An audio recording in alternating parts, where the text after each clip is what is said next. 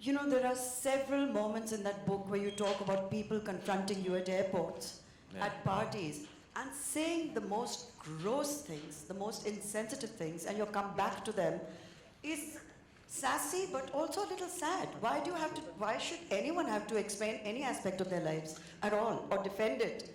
I think Why? people sometimes, when you're in the celebrity zone, I think people tend to sometimes just not know what to say.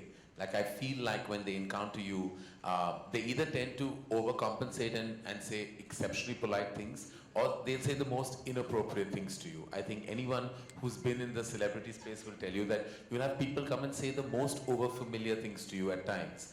And sometimes because they think that they own you, because you're in their living room on a daily basis, perhaps because of my television exposure, or the fact that one is around and all over the place, they feel they have an ownership over you.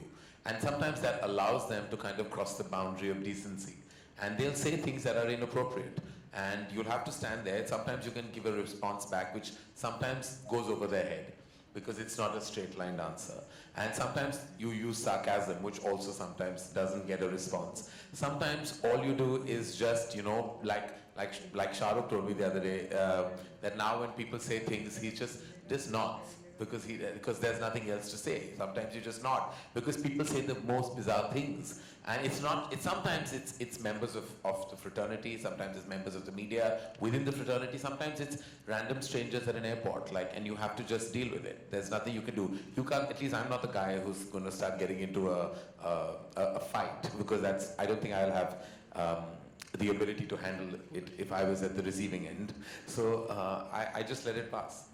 May I share that one moment at the airport, which is in your book, so everyone's going to read it anyway, where a person comes up to you, his wife is with him, and he walks up to you and says to you, "So, are you a homo?" Yeah. And your response is, "Why? Are you interested?"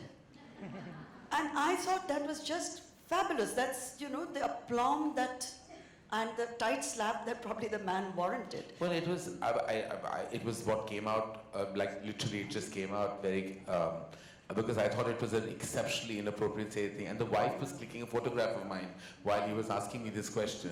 And he asked me, patting me on my back. It wasn't just a car. It was an overfamiliar pat. As if we had dinner last night, and he decided to ask me this question early in the morning. And it's happened to me. It's also in the book when I was on the launch of a channel, and it was an early morning breakfast interview where I was asked an inappropriate question, and I was completely shocked that we were on national television. Of course, it never made it because they realized that it was completely wrong. Fortunately, it wasn't a live telecast.